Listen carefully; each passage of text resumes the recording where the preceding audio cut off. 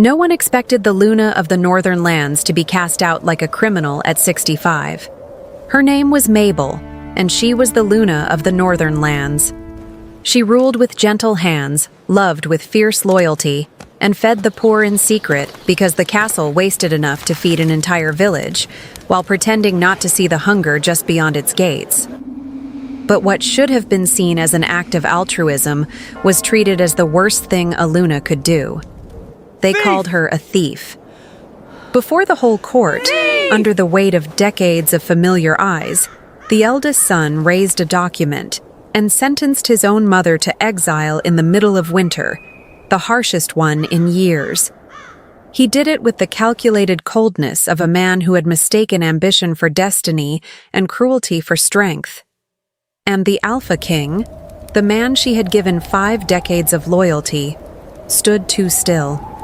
Hesitated too late, spoke too softly. Mabel walked through the castle gates with a canteen, an old cloak, and the kind of dignity no one can take from a woman who knows exactly who she is. She should have frozen in the winter. Instead, she found refuge in the hollow of an ancient tree deep in the heart of the forest. And there, among the moss, the silence, and the honest cold that owed her nothing, she discovered something the castle had tried to bury beneath ceremony and protocol for years: the strength that lives inside a woman when the world stops pretending she needs permission to exist. By spring, when the Alpha King finally found her, she was no longer the woman who had been exiled. She had become something far more dangerous than any throne had ever known how to handle. If you love intense wolf stories with destiny and twists, go ahead and subscribe to the channel right now. So subscribe and turn on notifications so you don't miss any chapters. And how about we get to know each other better? I'm Maggie Reed, the author of these stories, and you? Drop a comment below with your name and what city you're watching from. The smell of the castle in winter was always the same: warm broth, polished iron, and fear. Mabel felt it before she even crossed the inner courtyard, because some places announced their cruelty in the air. There were too many whispers, too many careful footsteps, too many eyes that slid away from her before she reached the center of it all. The old coat on her shoulders suddenly felt heavy, as if it carried more than wool and worn seams. She held it closed with both hands, as though she could keep together whatever dignity she still had left beneath it. Ahead of her, the great stone courtyard looked larger than usual. Maybe that was the cold. Maybe it was the way people made room when they wanted to watch someone fall. Servants lined the columns. Guards stood with their spears still, pretending not to stare. And above them, from the noble balconies, familiar faces looked down with a kind of attention that had nothing gentle in it. Mabel recognized some of them. She recognized the baker who had once smiled when she brought bread to the poor. She recognized the kitchen maid who used to accept a basket of vegetables without asking where they came from. She even recognized 2 councilmen with hard expressions, men who looked as if they needed to pretend not to care in order to keep obeying orders. And at the center of it all stood Edmund. He did not raise his voice. He did not need to. The tilt of his chin, the dark cloak falling over his broad shoulders, the way his fingers rested calmly on the ceremonial sword at his side, all of it told her he had already decided how this day would end. He was handsome in a cold, blade-sharp way, handsome like a new knife. His eyes met hers without hesitation, without warmth, without mercy. And that hurt in a way that felt almost physical, because she had known him since he was a boy. She had known his fever at 8, his scraped knee at 12, the quiet anger that had grown up with him. Or at least she had thought she knew him. "So it's true," he said at last, his voice smooth and controlled. Mabel did not answer right away. Her mouth had gone dry. Her tongue felt thick. Her breath seemed too small for her chest. "You took food from the royal stores," he went on, each word measured like it had been rehearsed for maximum cruelty. "Bread, dried fruit, cured meat. Enough to feed an entire street." The wind cut through the courtyard and touched her face, carrying the distant scent of burning wood from the kitchens. That smell hurt more than anything else, because it reminded her that somewhere in the village, people were warming their hands over empty pots. "I took food to people who were hungry," Mabel said finally. A murmur ran through the courtyard. Edmund did not move. "You were not authorized." "They were starving." "That was not your decision to make." The sentence landed between them like a locked door. Mabel lifted her chin slowly. The cold had already worked into her sleeves, but she had endured worse winters than this inside a marriage that had grown polite and joyless. Inside long meals in silence, inside nights spent listening to her own heartbeat beside a man who never seemed to know how to touch her without distance. She knew what it was to be treated as useful, and then as invisible. Cruelty was not new to her. It simply looked different today. "In that kitchen, there was food left to spare," she said. "In the village, there were children crying." His jaw tightened. "Do you take pride in confessing to theft?" "I take pride in not letting people go hungry while the castle wastes enough food to fill another feast hall." This time, the whole courtyard went still. Mabel realized too late how far she had gone. Edmund tilted his head, as if studying an object that had finally lost its worth. Around him, the council exchanged small looks. That was when she understood it. This had never really been about bread. It was about power. He wanted the throne. He wanted the council, the decisions, the authority. And she, the royal Luna, still respected by many, still listened to by those who mattered, had become an obstacle. A woman too old to be easily dismissed, too visible to be quietly removed, too rooted in the castle to vanish without consequences. "Disobedience dressed up as virtue," he said, "and you dress hunger up as administration." Nothing changed on his face, but his eyes went colder. Then Mabel saw the detail that cracked something inside her. He was not angry. He was certain. Certain he could do this without losing anything. Certain she was too small to matter. Certain her age made her easy to discard. She looked around. No one would defend her out loud. Not here. Not against the heir. The king, Leoric, her husband, stood high on a balcony above them all, his body still, his expression unreadable. Her chest tightened when she searched his face for some sign of refusal, some memory of what they had been, but all she found was hesitation. Late hesitation. Cowardly hesitation. Then Edmund held up a folded document. Luna Mabel was caught stealing from the royal stores in collusion with the poor of the Eastern Edge, he declared. Before the council, I sentence her to exile. A shock moved through the courtyard. The word seemed to freeze the air. Exile. Not prison. Not a short punishment. Exile in the middle of winter, when the roads turned to ice and the forest swallowed anyone left alone in it. It was a sentence designed to weaken Leoric by stripping him of his Luna, by pushing him out of his own authority. And Mabel had been used as the instrument of it. She looked at her son again. "You would do this to your own mother?" "You forced me to choose," he said, and for the first time there was something alive in him, not warmth, but naked ambition, cold and clean. A ruler cannot let disorder reach the heart. The words almost made her smile, not because they were kind, but because they were so brutally ironic. A ruler. He was not yet king, and already he spoke as if affection were a weakness to be cut away before anyone could expect him to deserve the crown.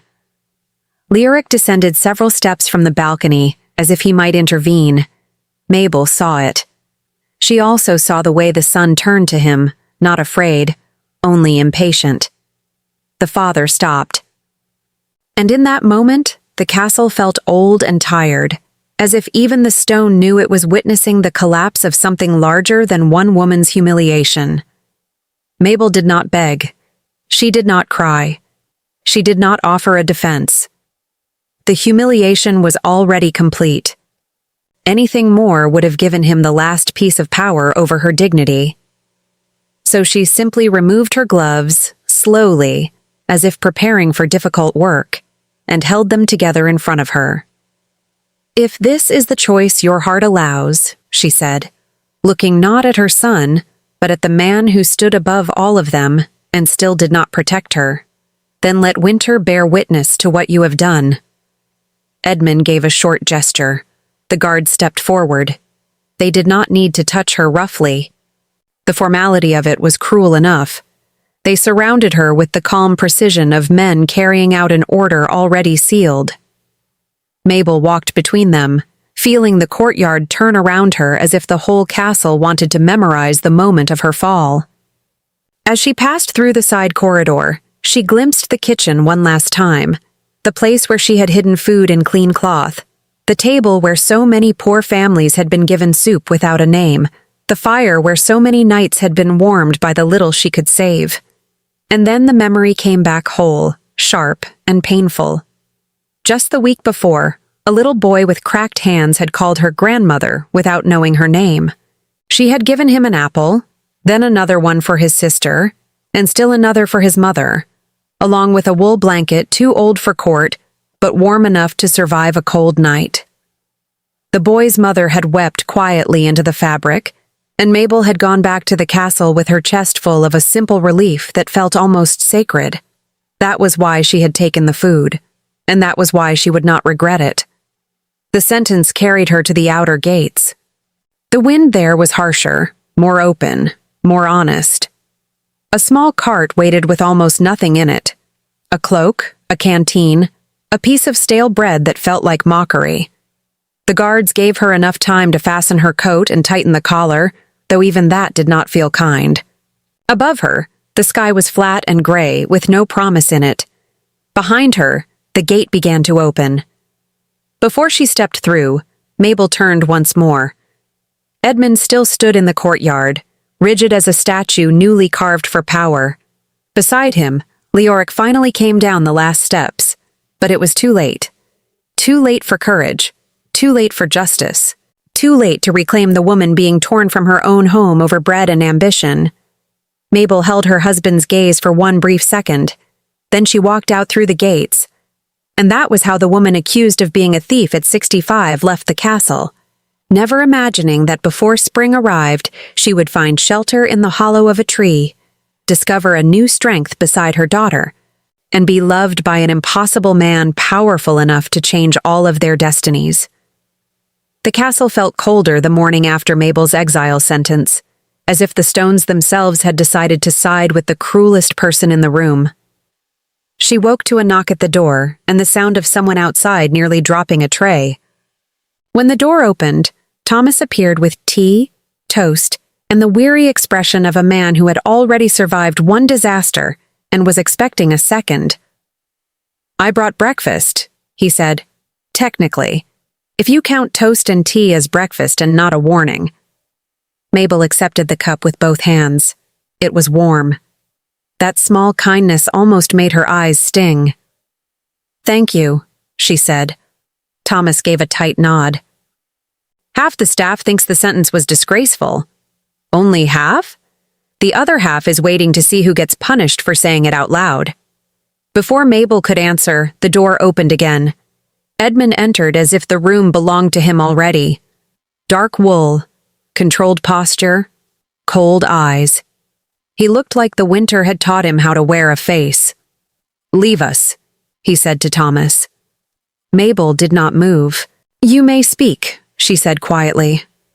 A flicker of irritation crossed his face, then disappeared. Thomas left reluctantly, and the room went still. "You stole from the royal stores," he said. "I fed hungry people. You undermined this house. You exposed its waste." His jaw tightened. "You keep turning disobedience into virtue. And you keep turning cruelty into strategy." That struck a nerve. For a moment, he said nothing. Then he answered with the same calm, measured voice he had used in the courtyard. "I sentenced you because I had to." Mabel let out a short laugh. "Had to?" "The council is watching every weakness in this family." Father hesitates. The court notices. If I look soft, they tear us apart. So your answer was to exile your mother in winter? It was necessary. The word hung in the air between them. Mabel studied him for a long moment. There it was again. Not rage, not guilt, but calculation. He truly believed that control was the same thing as strength. "Do you hear yourself?" she asked. "You sound like a man who would sacrifice his own home to prove he deserves it." He went still. Before he could answer, the door opened a third time. This time it was Elena. She came in carrying a basket of food, cheeks pink from the cold, cloak damp at the hem, eyes sharp with the kind of intelligence that always made Mabel both proud and worried. Elena took one look at the room and lifted a brow. "Well," she said, "this looks warm and loving." Mabel almost smiled. Edmund looked at his sister with visible irritation. "Why are you here?" Elena set the basket on the table. "To see my mother. Is that still legal?" "It depends on your intentions." "Oh, my intentions are excellent." She crossed to Mabel first, kissed her cheek, and then glanced at the tea, the blanket, and the tension in the room.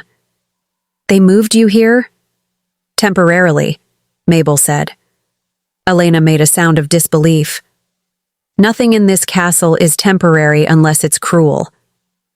That earned the smallest possible twitch from Thomas, who was still hovering near the door like a man deciding whether to flee or stay out of loyalty.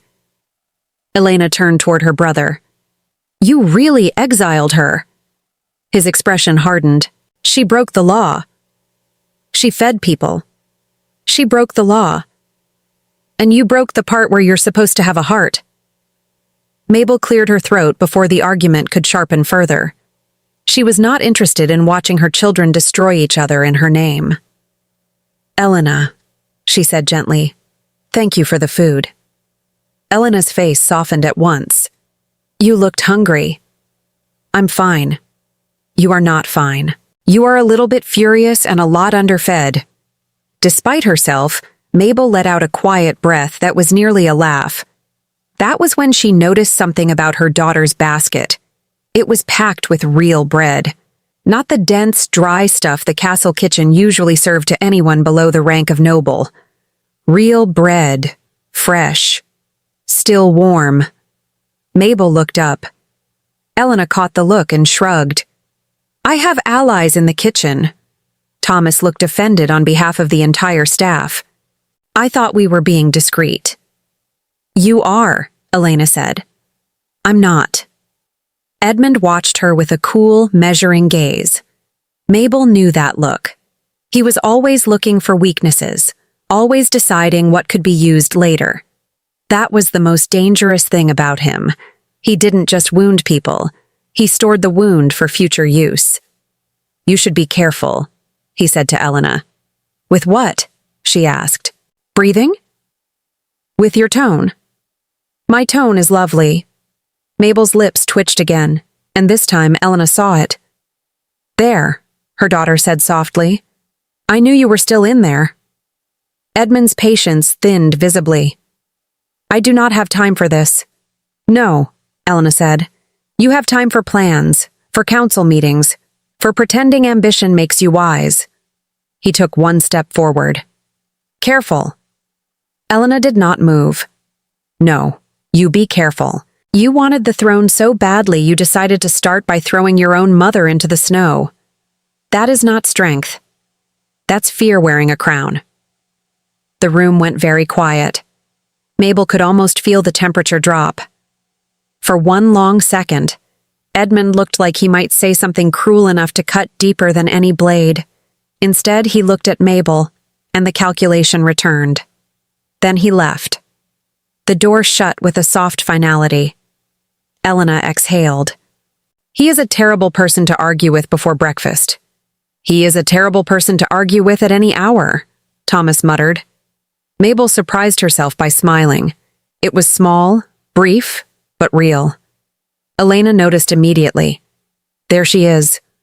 Mabel looked down into the basket.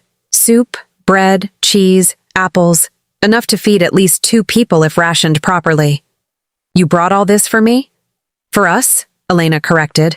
You're not the only one being punished by that man's ego. That line would have sounded flippant from anyone else. From Elena, it landed with quiet truth.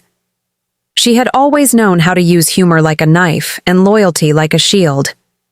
Mabel reached out and touched her daughter's hand. You should not have to carry this for me. Elena's expression changed then, softer, more serious. You carried everything for us. Let me do this one thing. The words sat between them, warm and painful. Mabel looked at her daughter and saw, all at once, the woman she had become. Strong, tender, angry in the right ways, still hopeful, despite everything. And then came the worst part of all. Mabel realized Elena was in danger of becoming important. Important people were always the first to be used. The thought unsettled her enough that she straightened. Elena, she said, if you're going to come with me when they move me, I need you to understand something. Her daughter's expression sharpened. You're serious? Very. Elena sat on the edge of the bed, suddenly attentive. Mabel took a breath. Your brother is not acting only out of cruelty. He's acting out of fear. Elena made a face. That's supposed to make me feel better? No, it's supposed to make you careful. She folded her hands in her lap. Men like him do not waste pain. If he can use this against me, he will.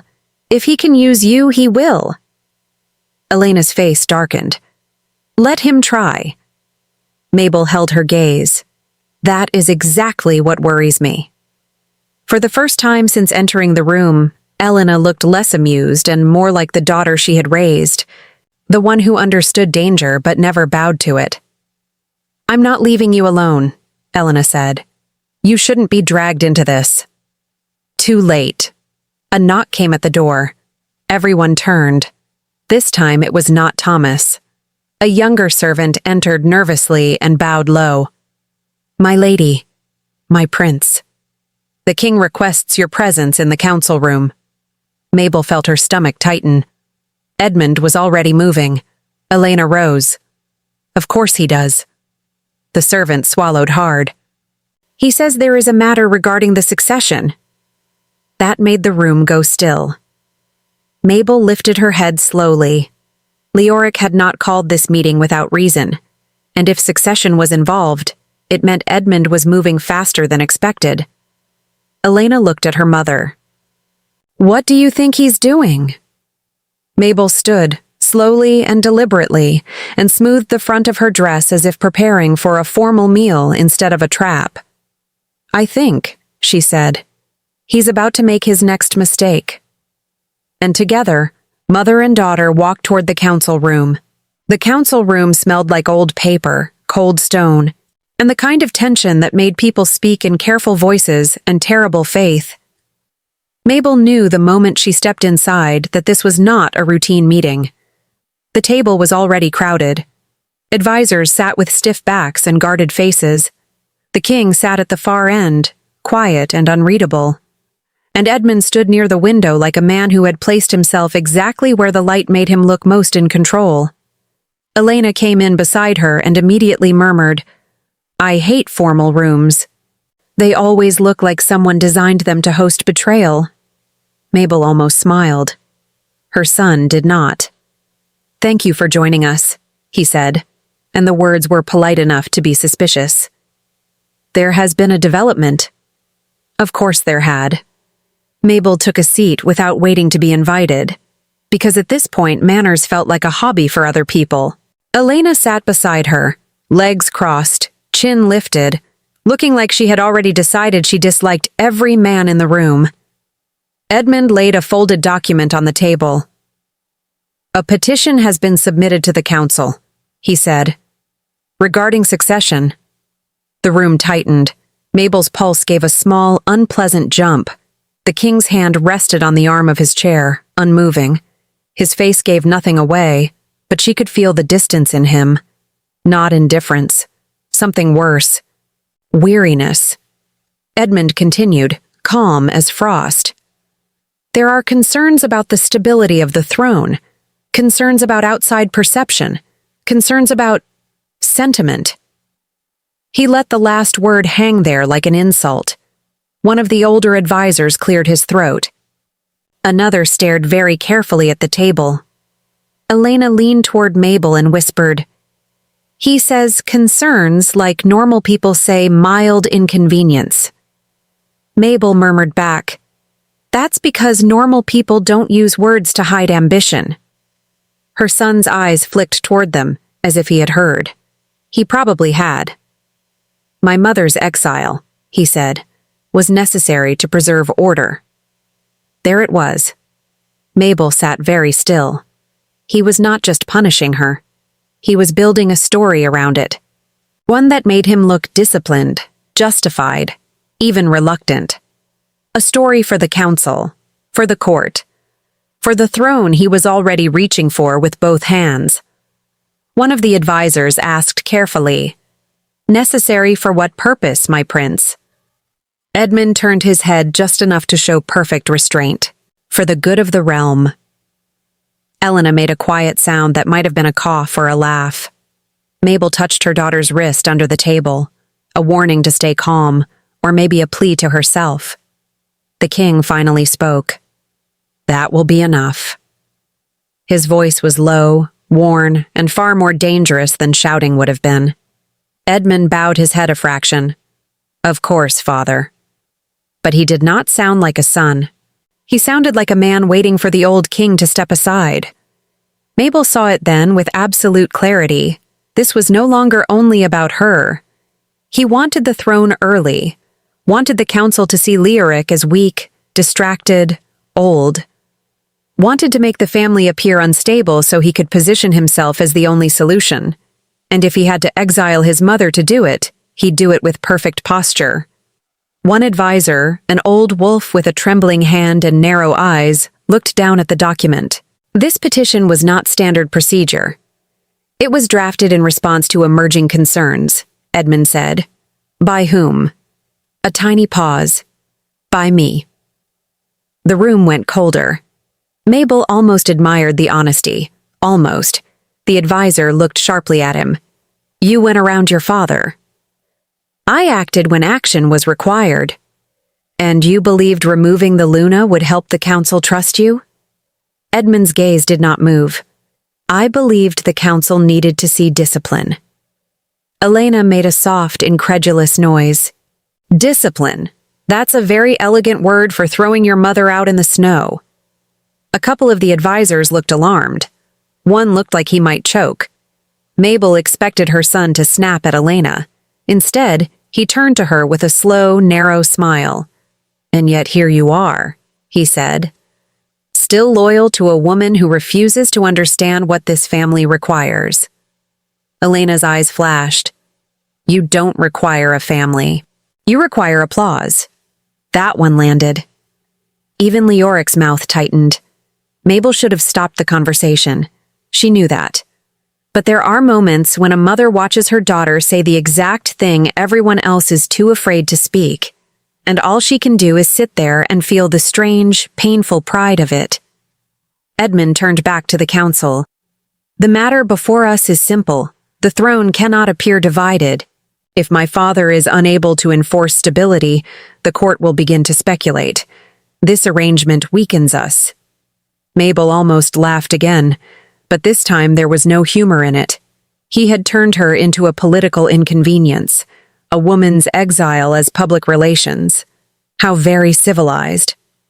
The king rubbed one hand over his mouth, and for the first time, Mabel saw something raw in him. Not weakness exactly, but the ache of a man realizing his family had become a battlefield he never wanted to name. It should have softened her anger. Instead, it made her sad. Then one of the advisors leaned forward. If the princess remains here and the Luna is removed, would that not simply deepen the perception of fracture? Princess? Mabel looked at Elena, who lifted one brow as if to say, yes. Apparently the room had finally remembered I existed. Edmund's expression did not shift, but Mabel saw the tiny tightening near his eyes. He had not expected this part. Not Elena. Not the way her presence complicated his clean little narrative. And then the door opened. A guard stepped in, looking uneasy. He crossed to Leoric and whispered something under his breath. Leoric's eyes lifted. "Bring him in." A young man was ushered inside, a courier from the outer villages, dusty, half-frozen, clutching a satchel against his chest as if it contained his whole future. He bowed quickly. "Your Majesty, Your Grace, I was told to bring this directly." He handed over a bundle of letters and receipts. Mabel saw the way Edmund's attention sharpened. The courier swallowed. "There have been reports from the village below the eastern ridge. Food deliveries, anonymous. Enough to keep several families alive through the week." Edmund's face went blank. Mabel's heart skipped once. Leoric looked up slowly. "Anonymous?" "Yes, Your Majesty." The courier glanced between them. The villagers said the food came with folded cloth and warm broth. Someone has been helping them for months. A ripple moved through the room. Elena turned toward Mabel, eyes bright with sudden understanding. Edmund spoke too quickly. "That is irrelevant." "Is it?" Elena asked. He ignored her and looked at the courier. "Who reported this?" "The miller's wife, my prince." Of course it was. Honest people always found the evidence first. Mabel set both hands in her lap to keep them steady. Her mind was moving now, faster than her body. This meant the village had noticed the food, which meant Edmund had a new problem. Because if the people began to admire the exiled Luna more than the heir, his story about discipline would start to smell like cruelty. He knew it too. He turned slightly, and for the first time all morning, Mabel saw actual annoyance on his face. Not because the food had been given away, because she had been right. Leoric looked from the courier to Edmund and back again. "You knew about this?" The room held its breath. Edmund answered carefully. "I knew Mother had a habit of excessive generosity." Elena let out a tiny, sharp laugh. "Excessive generosity? That's one way to say she was feeding people you were pretending not to see." He looked at her then with something colder than anger. Mabel saw it and knew, with the chill certainty of a woman who had loved through too many winters, that her son would never forgive being exposed in front of witnesses. Not this. Not the public crack in his control. He smiled again, but this time it was thin and dangerous. "The matter of the villagers is being handled." "No," Mabel said, and every head in the room turned toward her. The room went still. She met her son's gaze directly. "You handle people," she said. "You do not feed them." A silence followed that felt almost sacred. Even Leoric looked at her then, fully. Not as a wife, not as a Luna, as a woman he might have underestimated. Edmund's voice stayed level, but the edge was there now. "Mother, this is not the place." "Then perhaps you should have chosen a different place to make me the problem." Leoric closed his eyes for one brief second. When he opened them again, he looked tired. Not of her, of his son. That mattered more than Mabel expected. Edmund glanced around the room and understood, too late, that he had lost a little ground, not enough to destroy him, but enough to irritate him deeply, and men like him never forgot irritation.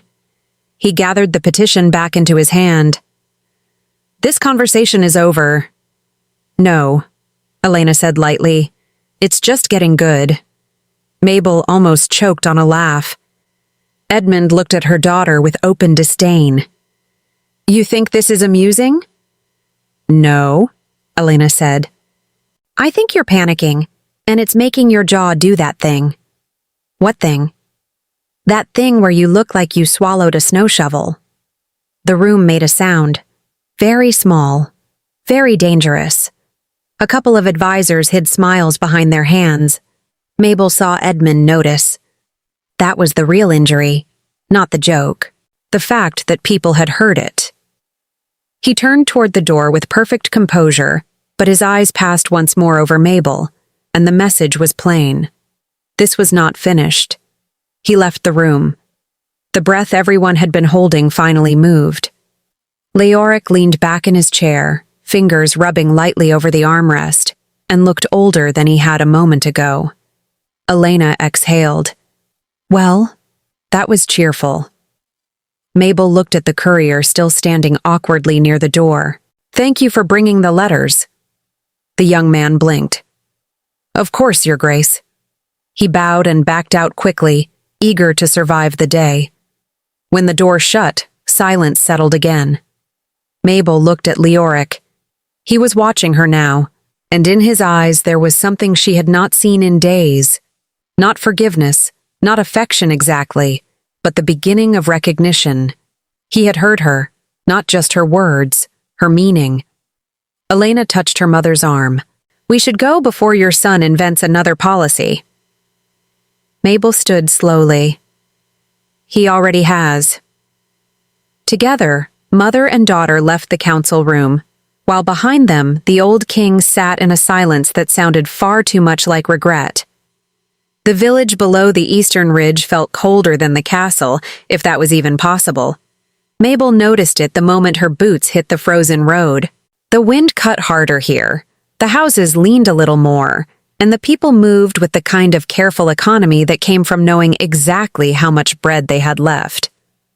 She stood beside Elena at the edge of the market square, both of them wrapped in dark cloaks, both of them trying not to look like royal women slumming it among worried villagers. Elena glanced at a woman carrying a basket of turnips that looked tragically small. I hate this part. Which part? The part where I can tell everyone is pretending not to need help. Mabel almost smiled. You mean the human part? I mean the embarrassing part. That was fair. They had come quietly, under the excuse of checking supplies. No banners, no guards in formal rows.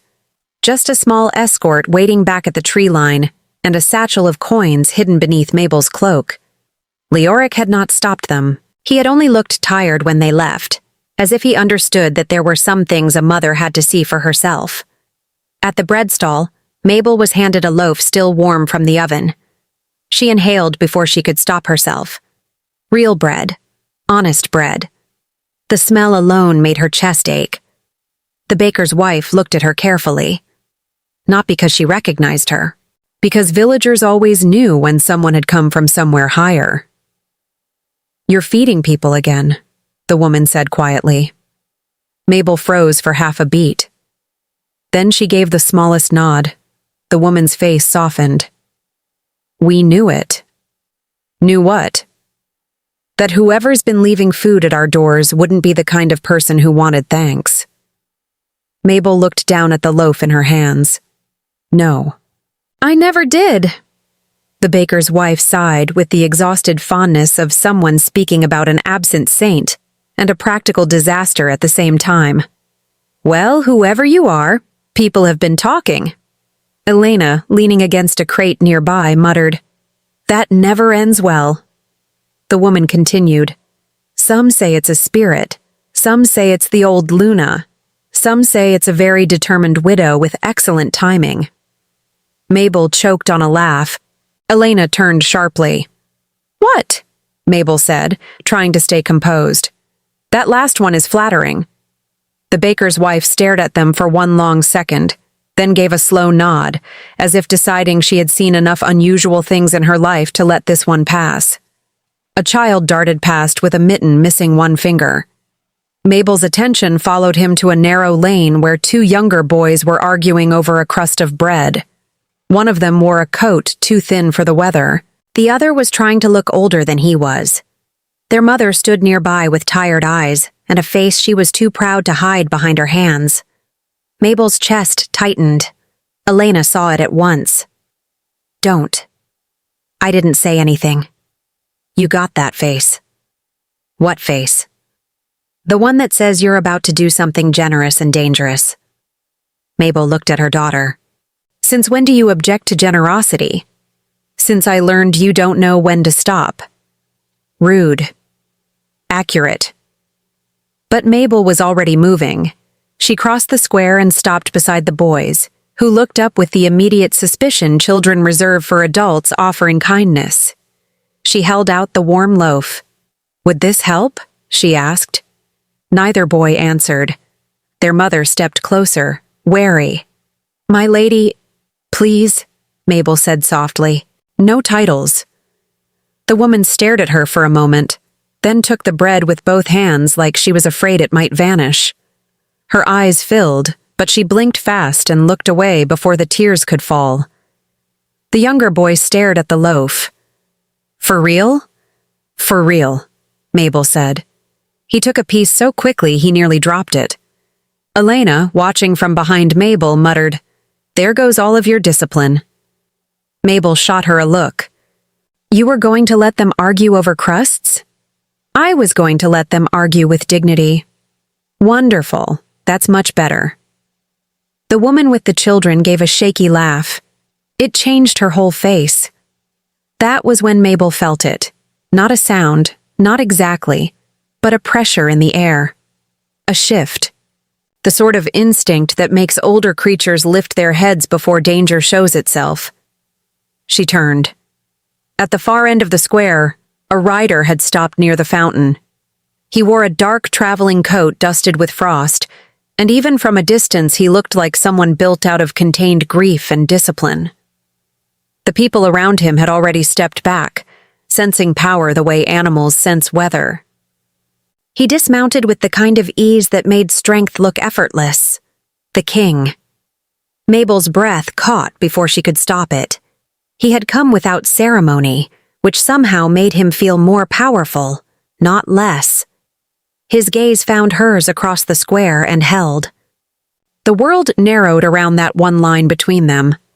The old woman in a village street, the Alpha King in winter dark cloth, and the strange, quiet pull that had been growing since the day he had not stopped her exile. Elena noticed the look and immediately said under her breath, "Oh no." Mabel did not turn. "What?" "You look at him like he's either about to kiss you or issue a tax decree." "That's an unfair comparison." "Is it?" Leoric approached, and the villagers moved aside with near religious respect. He stopped a few feet from Mabel, his expression unreadable, though his eyes were softer than they had been in the castle. "I was told you came here," he said. "We did." His gaze slid briefly to the children, to the bread, to the mother holding it like a treasure. "I see." Mabel followed his line of sight and understood at once. He had not come to watch her. He had come because word had reached him that the village was being helped, and because someone, somewhere, had reported how much food was disappearing from the castle stores. He knew the truth now, or enough of it. Elena folded her arms. "Don't look so shocked. My mother likes feeding people. It's one of her more expensive habits." Leoric's mouth twitched, not quite a smile. Close enough to matter. "I was not shocked," he said. "Sure," Elena replied. "And I'm not cold. We all contain mysteries." Mabel had to look away to hide the tiny laugh that threatened her composure. Leoric reached into his coat and produced a small pouch. He held it out to Mabel. "What is this?" she asked. "Coin. For the village." Her brows lifted. "You brought payment?" "I brought relief." That was such a kingly answer that it almost made her smile again. He glanced down the square. "And instructions. The steward will send grain by week's end." Mabel studied him carefully. He was trying. Not well. But honestly, there was no polished speech here, no council performance. Just a man who had seen what she was doing and decided, however reluctantly, to support it. "You believe me now?" she said quietly. "I believe the village," he answered. "And I believe you were never acting alone." That warmed her more than it should have. Elena looked between them, saw the softness, and immediately got that wicked little expression she wore when she sensed emotional danger and found it entertaining. "Well," she said, stepping back, "I'm going to check on the rest of the supplies. You two can do the thing where you stare at each other like the fate of Leoricdom is in your eyes." Mabel shot her a warning look. Elena only grinned and walked off. Leoric watched her go. "She is direct." "She's my daughter." "Then I suppose that explains the lack of fear." Mabel turned back to him. "She's not fearless." "No? She's just loyal enough to act like it." That quieted him. For a moment, they stood in the middle of the square while the villagers pretended not to watch. The wind lifted the edge of Mabel's cloak. Somewhere nearby, the smell of fresh bread and wood smoke drifted through the air, and the ordinary life of the village carried on around them, soft and stubborn. Leoric lowered his voice. "I should have stopped the exile." Mabel looked at him. "I know."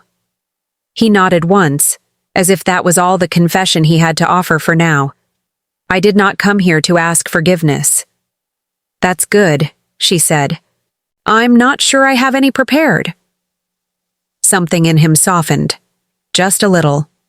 Then he said, "I came because you mattered enough to be missed." The words were so simple that they nearly undid her. Mabel's throat tightened. She looked at him, at the steady face, the tired eyes, the grief he carried like a second spine, and realized he was not only seeing her now, he was beginning to understand her, and perhaps that was more dangerous than desire, because desire could be managed, recognition changed things. Before she could answer, a shout came from the far side of the square. Two boys, the ones who had been fighting over bread. They were running now, both of them pointing toward the road. Mabel turned at once. Another rider was approaching. This one did not slow for the village, did not dismount with restraint. He rode like someone who expected the world to move aside for him. Edmund.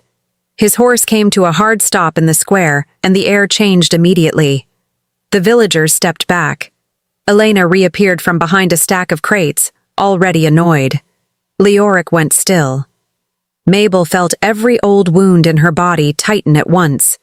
Her son looked from her to Leoric, then to the bread, then to the villagers watching him. His expression remained calm, but Mabel saw the cold calculation behind it. He had followed them. Of course he had.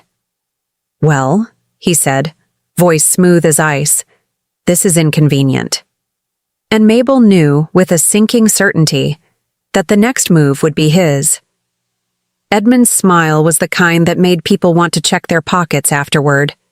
He sat astride his horse with perfect ease, dark coat, straight posture, and the patient expression of a man who believed he had arrived exactly where he was supposed to be.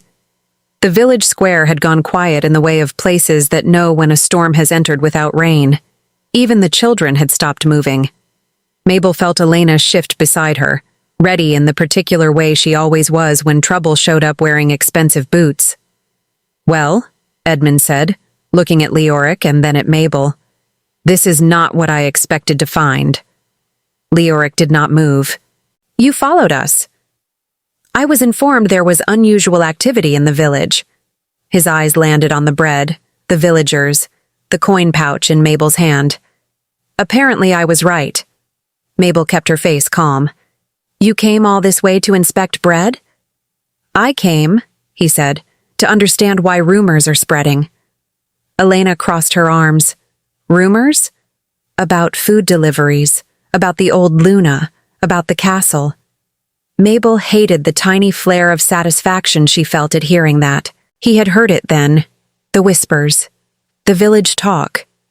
The thing she had done in secret was no longer invisible. Edmund dismounted in one smooth motion and handed the reins to a guard who had appeared at his back. He moved through the square like he owned the air itself. His gaze slid over the villagers, and she saw something cold and unpleasant in the way he measured them.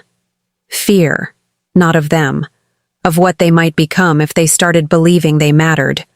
The baker's wife had gone pale. The children had retreated behind their mother. Even the older men by the well were suddenly fascinated by the ground. Mabel stepped forward. "If you came here to frighten them, you've already wasted everyone's time." His eyes cut to her. "And if you came here to embarrass the family further, you succeeded." Elena made a small sound. "He really commits to being unbearable, doesn't he?" Leoric glanced at her, faintly amused despite himself. Mabel saw it and, against her will, felt the corner of her mouth twitch. That tiny flash of humor somehow made the whole thing more dangerous. Edmund noticed the exchange. Of course he did. His jaw tightened just a fraction. "You've been feeding the village for months." Mabel did not deny it. "Yes." "Without approval." "Yes." "Using royal stores." "Also, yes." He looked almost offended that she was not trying to lie. Leoric spoke then, voice low and even. "And you think this is a problem?" Edmund turned to him. "I think it is a pattern." "A pattern of kindness?" Elena asked. "How scandalous." He ignored her. "A pattern of undermining authority while encouraging dependency." Mabel let out a breath through her nose. "You hear yourself, and you still keep talking." One of the villagers, a gray-haired man with a walking stick, cleared his throat, then immediately looked as though he regretted being brave in public. "My prince, with respect, the food has kept several families alive." Edmund's gaze snapped to him. The man should have backed away. Instead, he swallowed and continued, voice shaking but determined. "If that is dependency, then perhaps we were all too hungry to care." The square went very still. Mabel felt something shift in the air. Not power, not yet. But courage, the kind that begins in one person and spreads if it is not immediately punished. Edmund saw it too. That was when the danger became clear. He had not come just to accuse Mabel. He had come to contain the story before it spread. Because if villagers started defending the exiled Luna, then the throne problem grew teeth. He needed her isolated, humiliated, forgettable, not beloved. And the worst part was that he knew exactly what he was doing. He turned toward the speaking villager. "You should be careful." The man paled. "I meant no disrespect." "I'm sure you didn't." That calm voice was worse than shouting. Elena took one step forward. "Don't speak to him like that." Edmund looked at her at last, and Mabel could feel the temperature drop again. "Sister, your talent for turning every room into a family meeting is remarkable." Elena smiled sweetly. "And your talent for sounding like a threat is practically artistic." Mabel was very proud and very tired at the same time. The king finally moved. He stepped slightly in front of Mabel, not blocking her, just enough to show he had noticed the danger. That small gesture made something hot and complicated stir in her chest. Not because she needed protection, because he had offered it without making a performance of it. Edmund's eyes narrowed at once. There it was. The true problem. He did not like Leoric standing near her, not because of love, not yet, because proximity complicated control. "You're shielding her now?" he asked. "I'm standing where I choose," Leoric said. Edmund gave a small, humorless smile. "Of course you are." Then he turned back to Mabel. "You should come home." Her stomach tightened. "Home?" "Yes. End this. Come back to the castle. Stop wandering through villages like some charitable ghost. The council is already talking." Mabel stared at him. "You exiled me." "Temporarily?" Elena barked out a laugh. "Temporarily? You put her in a winter sentence and now you want to call it a misunderstanding?" Edmund did not look at her. His attention stayed on Mabel, and she recognized the tactic instantly. He was offering her a way back in front of witnesses, a controlled return, a neat little correction that would let him look magnanimous while quietly reclaiming the narrative. It was smart. It was also insulting. "You want me back because people are noticing I mattered," Mabel said. His expression did not change. "I want you back because this family does not benefit from public fracture." "There it is," Elena muttered. "The family as a brand." Edmund's eyes flashed briefly. Enough. Mabel felt the villagers watching, felt Leoric beside her, felt Elena simmering at her shoulder like a match in a dry room. And beneath all of that, she felt something else too. A strange, steady clarity. The kind that arrives when someone finally stops pretending their dignity can be negotiated. She lifted her chin. No, she said. Edmund's face hardened. You should think carefully before refusing. I have thought carefully. That's why I'm refusing. He studied her, perhaps expecting fear, perhaps expecting sentiment. Instead, he found resolve. It did not please him. You are making this harder than it needs to be. Mabel gave a small, almost sad smile. That is funny coming from you. Leoric's mouth twitched again. Edmund noticed that too and went still in a way that was somehow more dangerous than if he had shouted. Then he changed tactics. His gaze moved to the villagers. You all would do well to remember who keeps this territory supplied. No one spoke. He continued, voice calm and deliberate. Compassion is admirable, but there are limits. The castle cannot reward every act of disobedience. The meaning was plain. Stop admiring her or pay for it. A child cried out softly behind a mother's skirts. Mabel felt anger rise, hot and clean. That was the thing about cruel men with polished manners. They always believed they could call extortion wisdom if they said it politely enough. Before she could answer, Leoric spoke. Then perhaps the castle should reconsider what it calls obedience. Edmund turned slowly. The square had gone silent enough to hear a horse snort in the distance. Leoric met his son's gaze without flinching. You came here to shame her. Instead, you confirmed everything the village already suspected.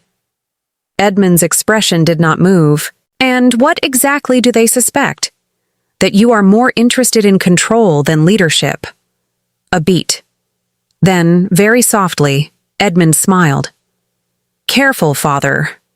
That one word landed like a blade. Mabel saw Leoric's jaw tighten. Not because of fear, because his son had just spoken to him like a rival instead of a son. And that, more than anything, told her how deep this had gone. Edmund looked at Mabel one final time. This is not over. No, she said. It's just becoming visible. He held her gaze for a long, cold moment, then turned back to his horse.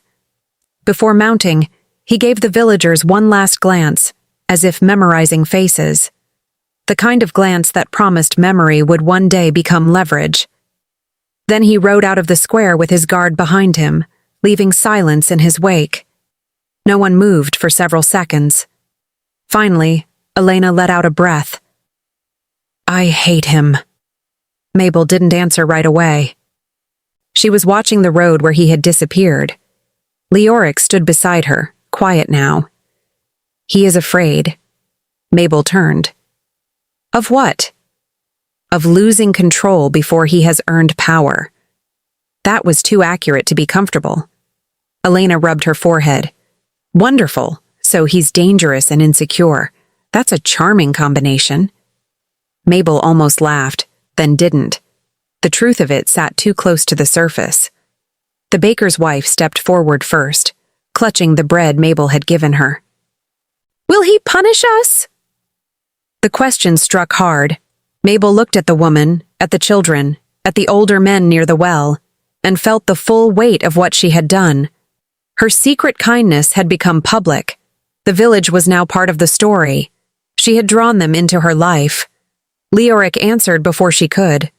No one will be punished for being fed. That got him a lot of attention. He continued, looking at the villagers directly. Any food deliveries will continue. The baker's wife stared. Why? He paused only briefly. Because the old Luna was right. Mabel's breath caught. It was the first time he had said it so plainly in front of witnesses. Elena turned toward him with open approval. Well, that's almost like being decent. Leoric gave her a dry glance. Do not make me regret this. I wouldn't dream of it, Elena said, which meant she absolutely would. The villagers began to relax, just slightly. Not enough to trust yet, enough to hope. Mabel felt it settle in her chest like a fragile spark. Then Elena leaned close and murmured, "You know this means he likes you, right?" Mabel nearly choked. "Elena." "What?" "He defended you. Publicly. In a village. That's basically a declaration where I come from." "It is not." "It is too." Mabel looked at Leoric. He was speaking quietly with the baker and the village elder, all practical seriousness again. But when his gaze came back to her for just a moment, something warm moved behind his eyes, and she realized, with an odd mix of relief and dread, that her daughter might be right, which was inconvenient and dangerous, and given her age and recent exile, entirely unfair. The first sign that the day was going to go badly was the letter. It arrived at the castle before breakfast, sealed in black wax and placed directly in front of Leoric's plate, as if the sender wanted to make sure nobody missed the insult. Mabel saw it from across the room and immediately knew it was trouble. Letters sealed in black wax never meant anything pleasant. They meant funerals, threats, or people with too much confidence. Elena, already halfway through stealing one of her mother's strawberries, frowned at it. "That looks rude." Leoric set down his cup. "It is rude." "Do you want me to open it?" Elena asked. "No." "That means yes." Mabel gave her daughter a warning look, but Elena was already grinning. She loved poking at danger from a safe enough distance to make it feel like a sport. Leoric broke the seal himself. He read the note once, then again. His face did not change, but the air in the room did. Mabel put down her spoon. "What is it?" He looked up and there was a tired sharpness in his eyes that made her stomach tighten. "The council has called for a formal review." Elena groaned. "Oh, that sounds awful." "It gets worse," Leoric said. "Of course it does," Mabel murmured. "They are questioning the continued food allocations to the village." Mabel's jaw tightened. "Because of me." "Because of whoever they think is causing it," he corrected. Elena leaned back in her chair. Translation: They don't like that people are getting fed without a committee approving the emotional journey.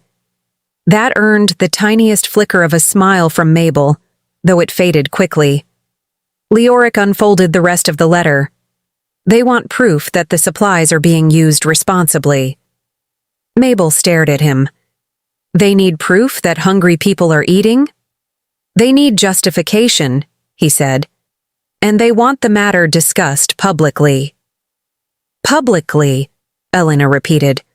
"Wonderful. Nothing says healthy governance like a live demonstration of everyone being annoying in the same room." Leoric glanced at her. "Must you make everything sound ridiculous?" "No," Elena said. "You all are just helping." Mabel should have laughed. Instead, she felt the old weight settle in her chest. This was exactly the kind of trap Edmund liked. A formal setting, carefully chosen witnesses, a way to force her either to defend the village and look disobedient or stay silent and look guilty. He wanted her seen. That was always the real danger with him. He did not need to shout. He only needed to place people where they would expose themselves. By mid-morning, the council chamber was full. Mabel had not wanted to go, but Leoric had asked her to stand beside him, and Elena had said, "If they're going to make this weird, we should at least get a seat near the windows." That was how they ended up entering the room together. Mabel in a dark blue dress Elena had insisted was less tragic and more intimidating. Leoric beside her in formal black, and Elena trailing just enough behind to make it clear she intended to be a problem if necessary. Edmund was already there. Of course he was. He stood at the opposite end of the chamber, calm as snow, with 3 advisors at his back, and that same controlled expression that made him look like a man who had never once lost an argument, because he had never once allowed one to become fair. His eyes landed on Mabel and held for one brief, deliberate second. Then he smiled. It was not a warm smile. It was the smile of a man who had arranged the chairs himself. "Mother," he said, voice smooth, "I'm glad you could join us." Elena muttered under her breath, "I bet he says that to furniture, too." Mabel's lips twitched. She didn't look at her daughter, because if she did, she might laugh at the worst possible time. The council head, an old wolf with silver whiskers and the emotional energy of a disappointed owl, cleared his throat. "We are here to discuss unauthorized allocations from the royal stores." "Unauthorized?" Elena said. "That feels dramatic." Edmund's gaze shifted to her. "Do you have something to contribute, Princess?" "Only if you'd like accuracy." "Then speak." Elena folded her hands neatly. "The village was freezing, people were hungry, and my mother fed them. That is the summary." "You're welcome." A couple of the advisors looked uncomfortable. "Good. They should." Edmund turned slightly, his attention now on Leoric. "Father, did you authorize these distributions?" Leoric did not answer immediately. Mabel felt the silence stretch. He was weighing something. She could see it in the set of his jaw, in the way one hand rested against the armrest as if holding himself in place. He had spent years being Leoric. That was not the same as being a man inside his own family. At last he said, "No." The room stirred. Then he added, "But I agreed to continue them." That changed everything. Mabel looked at him sharply. So did Edmund. Leoric met the council's eyes one by one. "The food will continue." There it was. Clear, public, unmistakable. Edmund's expression barely moved, but Mabel knew him well enough now to notice the tiny tightening at the mouth. He had wanted a public correction. Instead, he got a public challenge. The councilman in the silver whiskers frowned. "Your Majesty, the stores are finite, and the villages are not." Mabel almost inhaled too sharply. That was the closest he had come to sounding like himself in days. Edmund folded his hands behind his back. This is exactly the kind of emotional decision-making the council has been concerned about. Leoric turned toward him. "No, this is the kind of decision-making your mother would call feeding people." Elena made a quiet, choking sound that she disguised as a cough. Mabel shot her a quick look, but her daughter looked far too pleased with herself. Edmund's eyes shifted to Mabel again. "And what does the Luna think?" Every head in the room turned. This was the trap. Mabel felt it instantly. If she defended the village, she would be accused of influencing Leoric. If she stayed silent, Edmund would frame her as irrelevant. Either way, he wanted to turn her into a footnote. She lifted her chin. "I think," she said evenly, "that hungry people are still hungry even when a council finds them inconvenient." The room went still. A few advisors looked as though they wanted to object, but couldn't decide how without sounding heartless. Edmund, to his credit, did not flinch. "Compassion is admirable. Then why do you always speak of it like it's a weakness?" His eyes sharpened. Mabel continued, her voice steady now. "You call feeding people disorder. You call kindness dependency. You call your own mother a liability because you are afraid someone might notice she is more loved than you are." That one landed hard. Elena looked delighted in a way that suggested she was mentally ranking this speech for future bragging rights. Edmund's jaw flexed once. "You are embarrassing yourself." "No," Mabel said. "I embarrassed you the moment I refused to disappear." Leoric's gaze moved to her, and something in it softened. Edmund saw that too. That was the real danger, not the argument. The fact that the room could see Leoric listening to her with respect. So he changed tactics. He turned to the council. "This is precisely the problem. Personal sentiment is interfering with governance." One of the older women at the far side of the table narrowed her eyes. "Is it sentiment to feed the poor?" "Not if done correctly," he said. Elena leaned forward. "What does that mean?" "It means," he replied, "that charitable acts must be ordered through proper channels." Mabel stared at him. You want to regulate compassion. I want to prevent chaos. No, she said softly. You want to own it. That quiet answer seemed to unsettle him more than a louder one would have. The council head rubbed his temples. We are drifting. Of course we are, Elena said. This whole room is a floating disaster. Leoric gave her a dry look. Must you keep talking? It improves the atmosphere. Edmund ignored her and reached for another document.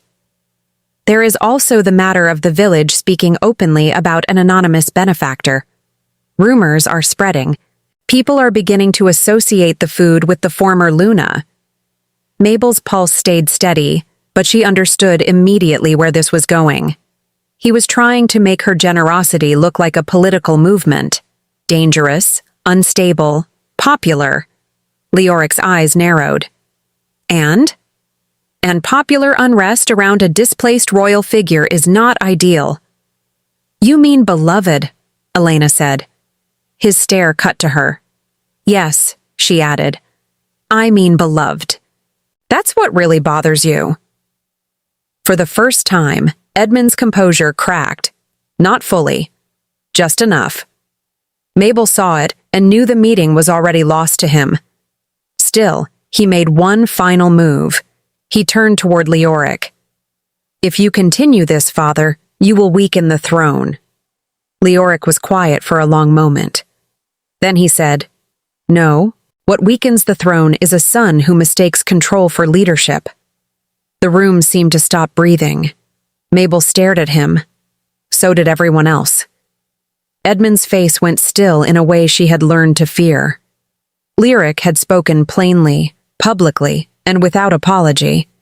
It was the first direct challenge he had made in front of the council, and he knew exactly what it meant. Edmund smiled, but now it looked thin enough to cut skin. I see. Do you? Leoric asked. I see that you have chosen sides. Leoric did not look away. I have chosen what is right. That was enough, not enough to end the conflict, enough to begin the break.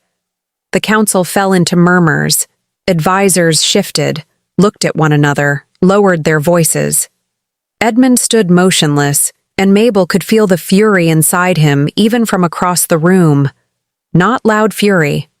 Worse. The kind that stores itself. He looked at her one last time. This is not finished, he said. Mabel held his gaze. No. Then Elena, because she apparently believed the room needed one final push into chaos, leaned toward the council head and said, perfectly calmly, For the record, if you all are voting on who seems more likely to feed starving people, the answer is very obvious. The silence that followed was so complete, it almost qualified as music. And then, disastrously, one of the older advisors snorted. Just once. But it was enough. Elena grinned like she had won the entire war, which she absolutely had not, and Mabel had to look away to keep from smiling. Leoric's mouth twitched, too. Edmund noticed all of it. He left the room without another word, and when the door shut behind him, Mabel had the unmistakable feeling that he was no longer merely angry. He was planning. The silence after the council meeting did not feel like peace. It felt like a room holding its breath after someone had slammed a door and promised to come back louder. Mabel stood in the corridor outside the chamber with Elena on one side and Leoric on the other, all three of them silent for a few seconds too long. Finally, Elena broke first, because of course she did. Well, she said, that was a disaster with paperwork. Mabel let out a breath that might have been a laugh if her nerves had not been shaking inside her ribs. Leoric looked down the corridor where his son had gone. He is angry. That's one word for it, Elena said. I'd also accept terrifyingly petty. Mabel folded her hands. He will retaliate. Leoric's jaw tightened. Yes. Elena frowned. And you're saying that like it's weather? It is weather, he said. The kind that changes the shape of everything. That should have sounded dramatic. Instead, it sounded tired. Mabel turned toward him. You knew he would push back. I did. And you challenged him anyway. His eyes met hers. He needed to hear it. That answer should have pleased her. It did, a little. More than she wanted to admit. Because he had finally stopped hiding behind caution and said the truth aloud. Not only for the council. For her. Elena looked between them and made a face. I hate being around this much unresolved tension. It's exhausting. Also mildly romantic. Nothing about this is romantic, Mabel said at once. Lyric's mouth moved, almost into a smile. Elena saw that too and brightened like a fox spotting unattended chickens. Oh, it's definitely romantic. Mabel cut her a look. Elena. What? I'm saying what everyone is thinking. No one is thinking that. Lyric glanced at Mabel. Not everyone. She felt heat rise in her face and was irritated to discover it. Elena made a small triumphant sound. There, that's the exact expression of a woman who absolutely knows Leoric is looking at her like she's the most dangerous thing in the room. I am not dangerous, Mabel said. Leoric said, almost at the same time, You are. They both looked at each other. Elena sighed dramatically. I'm going to go find food before the emotional subtext poisons me. She strode off down the corridor, leaving them alone in a very inconvenient silence. Mabel turned toward Leoric. Your son will not let this go. No. He hates losing in front of witnesses. Yes. And now he has witnessed all of it. Leoric exhaled slowly. I am aware. She studied him. He looked older than he had that morning, not in body, but in spirit. As if speaking the truth to his son had cost him something he had been carrying for too long already. You should not have done that if you weren't prepared for what comes next. I was prepared. That was not what I asked. His gaze held hers. I was prepared to choose correctly, not comfortably. That made something in her chest shift. Before she could answer, a servant hurried around the corner, nearly colliding with them in his rush. He bowed hard, cheeks pale. Your Majesty, my apologies. There is a message from the North Wing. Leoric took the sealed note, read it once, then again. Mabel saw the change in his face and felt her stomach tighten. What is it? She asked. He looked up. One of the storehouses was open during the night. The words landed cold. Mabel blinked. Opened? Not emptied, he said, but disturbed. Elena, who had apparently doubled back just in time to hear disaster, appeared at the end of the hall with a biscuit in hand. That sounds like a dramatic way of saying someone has been snooping. Leoric unfolded the note further. They found papers missing. Mabel's pulse slowed. What papers? He hesitated for half a second too long. Elena, he said, go find the steward. Her brows lifted. That means I should definitely stay. Yes. Then I'm staying. Mabel had a bad feeling now, the kind that settled into the bones before anything visible happened. Leoric lowered his voice. The missing papers were related to village supply records and succession petitions. Mabel stared at him. His petition? He nodded once. Elena's face lost its humor at last. So someone went looking for evidence. Mabel thought of her son's face in the council chamber, that careful smile, the way he had left without shouting. He had not been defeated. He had merely changed tactics. He's trying to make it look like someone is stealing information, she said slowly. Leoric's eyes sharpened. Yes? Then he'll blame the village? Possibly. Elena finished the biscuit in one bite and dusted her hands. That would be a terrible move, which means he's probably already halfway there. Mabel turned to Leoric. You need to secure the records. We will. And the villagers? We'll protect them. The firmness in his voice mattered. It was not dramatic, just solid. Something she could lean against. That was the first mistake her heart made. The second was noticing how close he stood when he said it. Elena, reading the room with her usual infuriating accuracy, suddenly looked toward the far end of the corridor and said, "I think I hear the steward." She did not, but she left anyway, clearly giving them space on purpose, the little traitor. Mabel folded her arms. She is becoming unbearable. She gets it honestly, Leoric said. Mabel looked up at him. And what exactly does that mean? His expression changed just slightly. Not a smile, something quieter. That she is your daughter. That answer landed harder than it should have. For a moment, neither of them spoke. The corridor was too narrow, the torchlight too warm, the castle too aware of them. Somewhere in the distance came the faint echo of footsteps and the lower murmur of staff, but here there was only the two of them and the strange, charged stillness between them. Mabel became aware of the smallest things, the winter scent of pine and smoke on his coat, the rough edge of his sleeve when he shifted his hand, the fact that he was waiting, not moving first, as if giving her the choice of the moment. That unsettled her more than confidence would have. "You should not keep doing that," she said quietly. "Doing what?"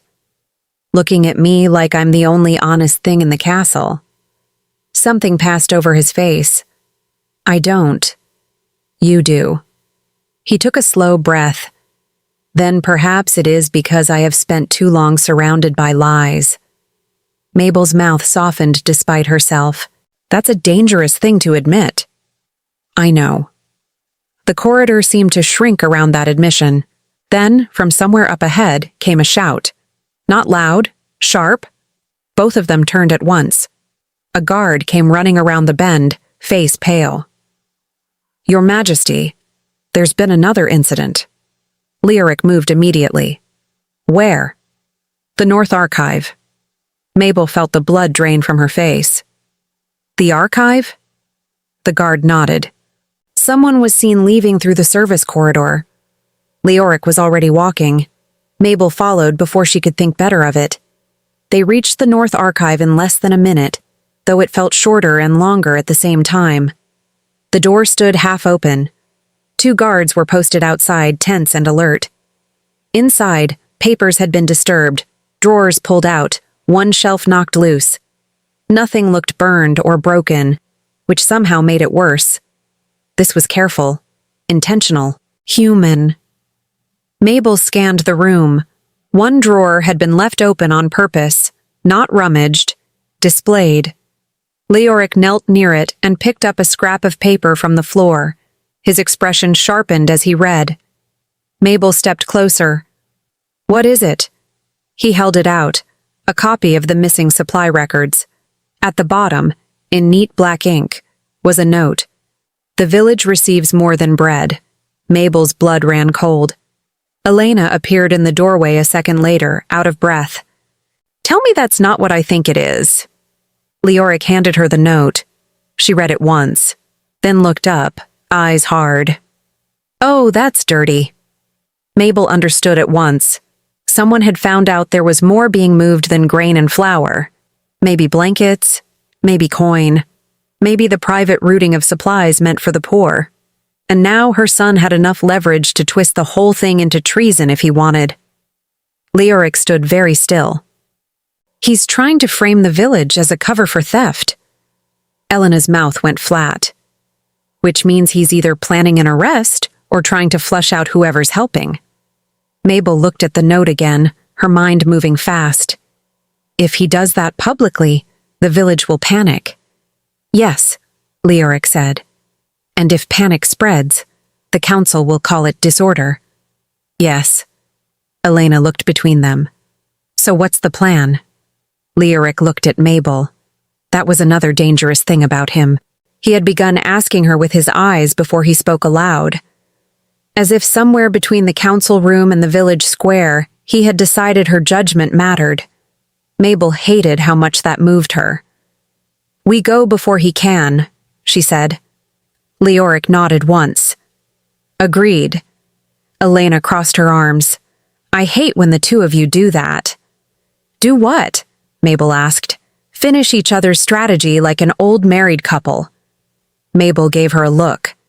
Elena smiled sweetly. "There's the face again." Leoric's mouth twitched once, which was apparently his version of laughing in public. Then the lights outside the archive shifted. Not dimmed, shifted. Every person in the room went still. A shadow passed over the window. Mabel looked toward it and saw, for one suspended second, the outline of a rider outside in the courtyard below. Not a guard, not a servant. Edmund. He had not sent a messenger. He had come in person. And that meant the game had changed. Edmund did not enter the castle like a visitor. He entered like a verdict. By the time Mabel, Leoric, and Elena reached the courtyard, he was already there, standing beneath the gray afternoon sky with his cloak hanging still around him and his expression set in that maddeningly calm way that always meant something ugly was being prepared. A pair of guards stood behind him. Not many. He did not need many. He had learned that fear traveled faster than numbers. Mabel stopped at the top of the steps. Her heart gave one hard warning beat. Leoric moved to her side. Not touching, just close enough that she felt the steadiness of him. Elena muttered, "I hate how much he enjoys showing up dramatically." Edmund's eyes lifted to them. "How fortunate that everyone is here." Mabel felt the old anger rise in her chest, but this time there was something new under it. Weariness. She was tired of him turning every room into a trap and calling it order. "What do you want?"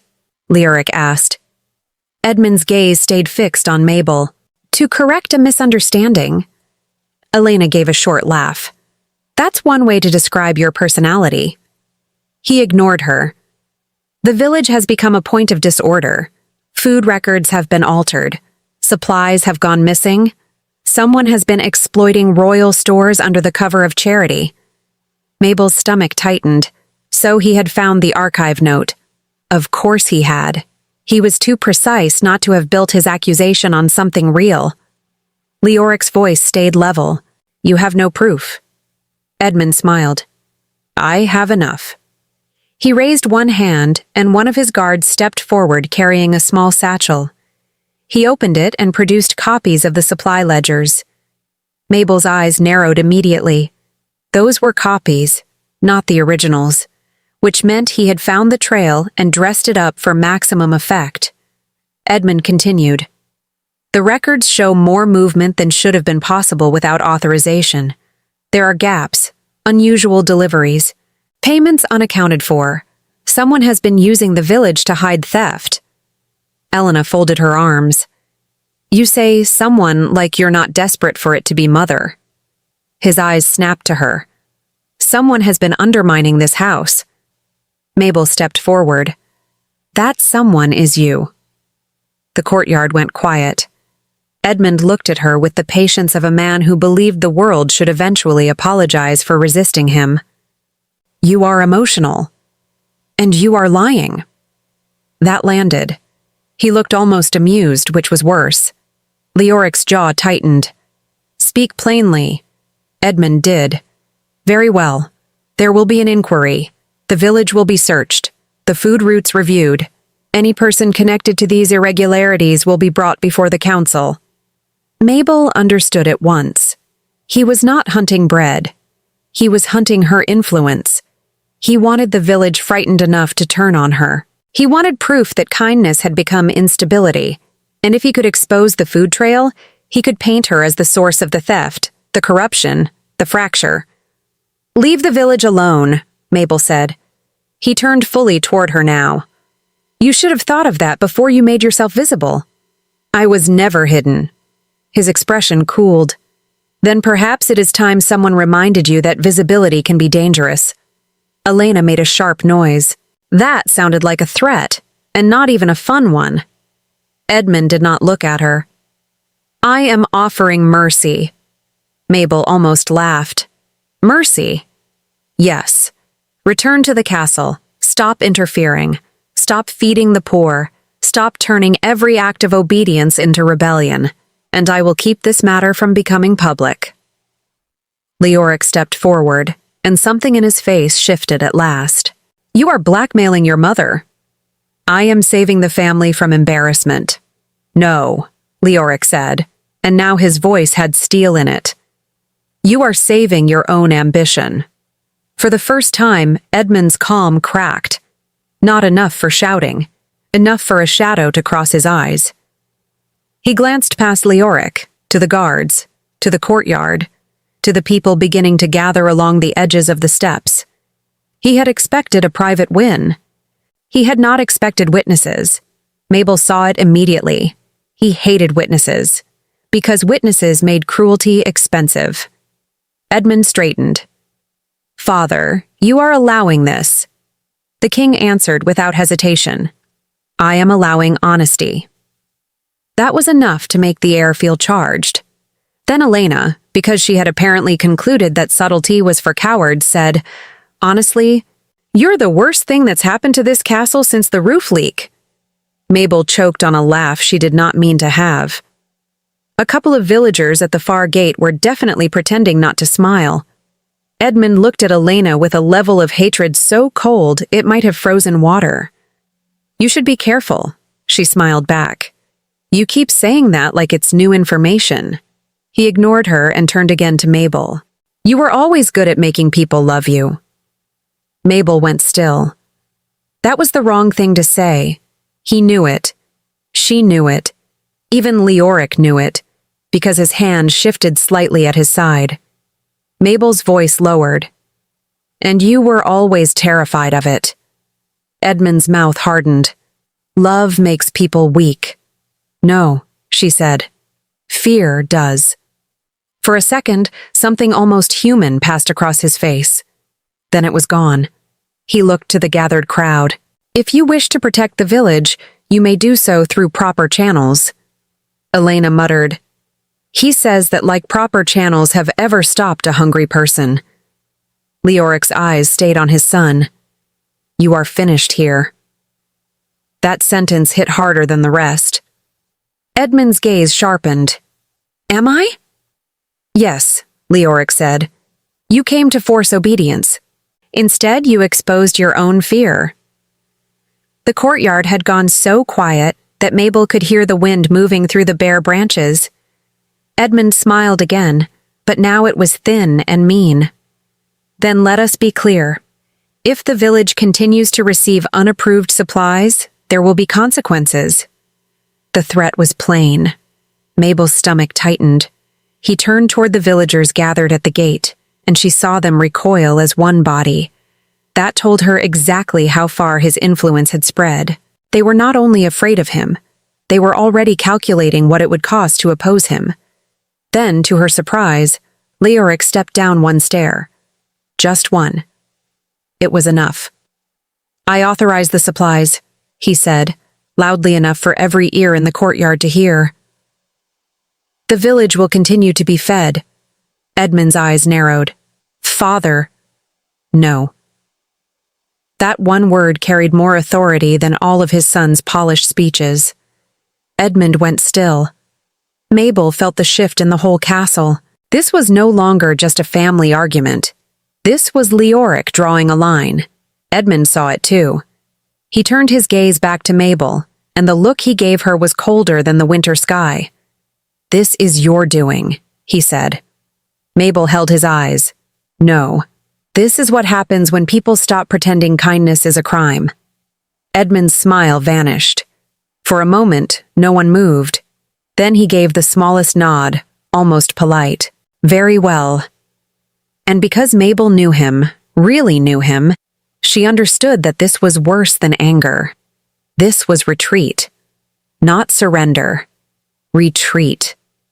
He had come to corner her publicly and found himself outnumbered by love, loyalty, and one very stubborn king. So now he would go back, recalculate, and choose something sharper. He stepped backward, then turned and walked toward his horse with the same measured calm he had arrived with. But before mounting, he looked once more over his shoulder. "Enjoy your small victories," he said. Leoric did not answer. Mabel did. "We will." That made him pause for half a beat. Then he rode away. The courtyard remained silent until the sound of hooves faded into the distance. Elena let out a breath. "I hate that man." Mabel kept her eyes on the road. Leoric stood beside her, unreadable for a moment, then quietly said, "He will not stop." "No," Mabel replied. But for the first time, she did not say it like fear. She said it like truth. And somewhere deep in her chest, beneath the anger and the fatigue and the long memory of exile, something else began to stir. Hope. Not because the danger was gone, because now, finally, everyone could see the shape of the fight. The storm arrived that night, not the kind that only rattled windows and made the corridors feel lonelier. This one had weight. It pressed against the castle walls, turned the lantern light thin and shaky, and made every shadow in the halls look a little too deliberate. Mabel stood at her chamber window long after Elena had gone to bed and watched the rain fall in slanted silver lines over the courtyard. She should have been tired. Instead, she felt the strange stillness that comes before something breaks. A soft knock came at her door. When she opened it, Leoric stood there, damp around the shoulders from the weather, a stack of folded papers in one hand and an expression that told her he had not come for pleasant conversation. "May I come in?" he asked. Mabel stepped aside at once. He entered, and the room seemed to settle around him in that quiet way it always did. Not because he demanded attention, because he carried it. He placed the papers on her small table. "I found the missing ledgers." Mabel's breath caught. "Where?" "In my son's private study." That was enough to make her go still. Leoric looked at her for a long moment, then added, "He was not hiding bread records." Mabel's jaw tightened. "He was hiding leverage." "Yes." The rain struck the window harder. Mabel crossed her arms, feeling anger rise again. But this time there was something worse beneath it. A familiar grief.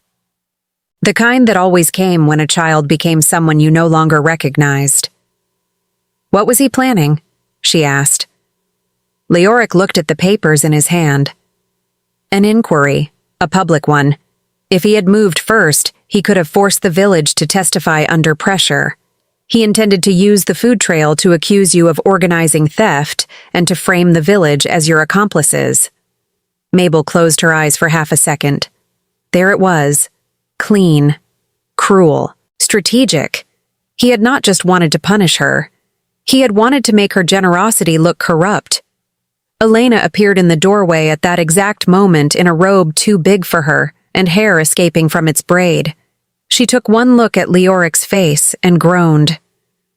"I hate when both of you look serious at the same time," she muttered. "It means the universe is about to become expensive." Leoric actually looked amused for one brief second. Mabel pointed at the table. "He found the ledgers." Elena stepped closer, picked up one page and read it. Her face went flat. "Wow," she said. "He really does wake up every day and choose villainy." Leoric's expression hardened. "This is why I came." Mabel looked at him. "Why?" His gaze met hers, and for a moment all the rain and paper and castle silence seemed to fall away. "Because he has crossed a line I will not ignore," he said. It was not a dramatic declaration. That was what made it matter. Mabel felt it in her ribs before she understood it fully. He had finally stopped treating his son's behavior like a family problem and started treating it like a threat. Elena folded her arms. "So what happens now?" Leoric was quiet for a beat. "Now we end his reach." Mabel stared at him. "How?" He held up the ledgers. "He made copies. But he forgot one thing." "What?" "I know the original route." That pulled her attention sharp. Leoric set the pages down and began to explain.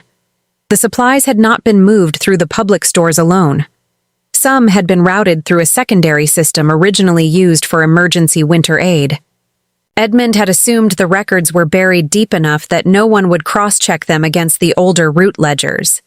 He had been wrong. Mabel listened, then said, "If the council sees the old records against the new ones, they'll know the food was not stolen. It was redirected." Leoric nodded. "And they'll see who created the false trail." Elena's brow lifted. "Which is him?" "Yes." "Wonderful," she said. "I love when paperwork ruins a man's life." Mabel almost smiled, but Leoric had gone very still. She saw it instantly. There was more. "What else?" she asked. He hesitated.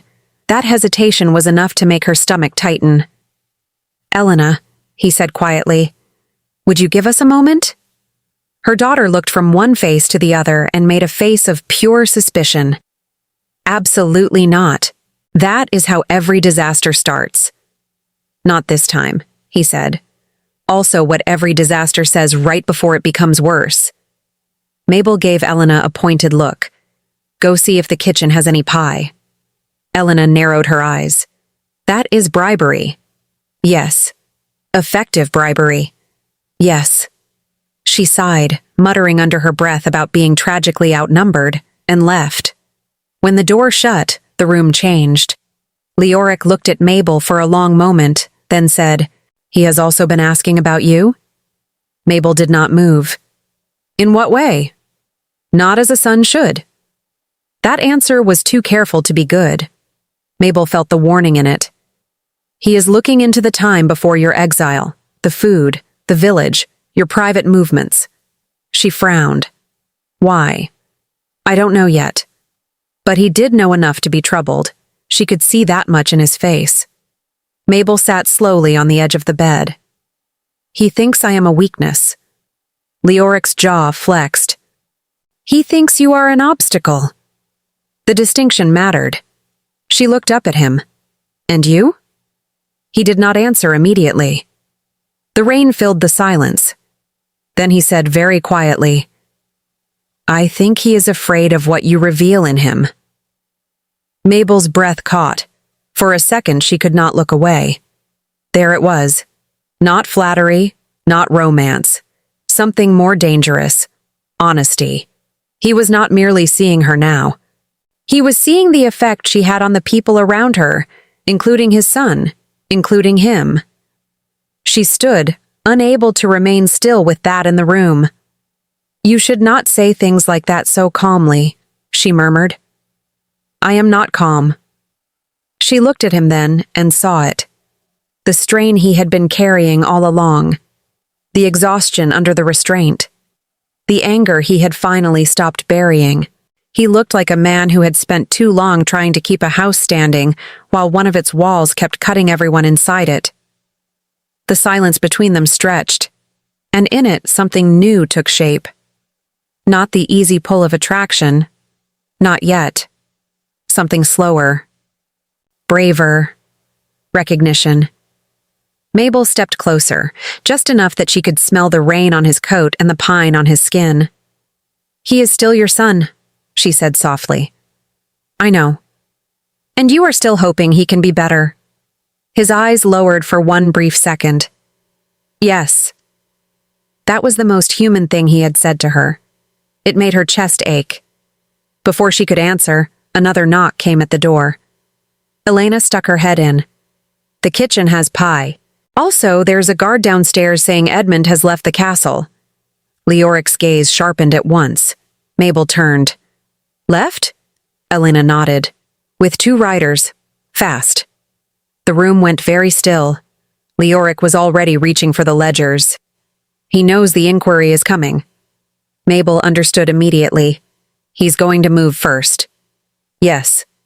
Elena stepped fully into the room now, all humor gone. "To where?" Leoric looked at both of them, and the answer came with the weight of bad news. "The village."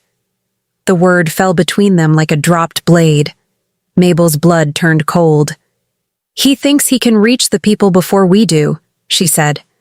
"He wants them frightened," Leoric replied. "Or silent."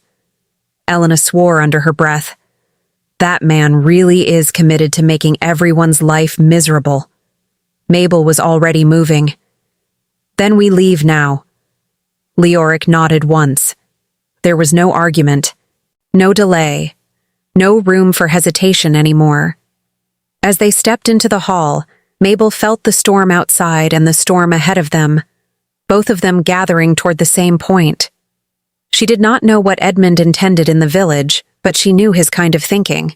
He would not come with open violence. He would come with pressure, with threat, with the cold certainty that someone smaller would bend. Only this time, he would not be facing only her. He would be facing Leoric, who had finally chosen a side. And that was when Mabel realized the most dangerous thing of all. She was no longer thinking of survival. She was thinking of victory. The village was quiet by the time the sun rose. Not peaceful exactly. Quiet in the way a room becomes quiet after truth has finally been spoken and nobody has the energy left to pretend. The storm had passed in the night, leaving the roads washed clean and the rooftops slick with rain. Mabel stood in the square with Elena on one side, Leoric on the other, and the villagers gathered in a loose half-circle before them, all waiting to see what would happen now that Edmund had been stopped.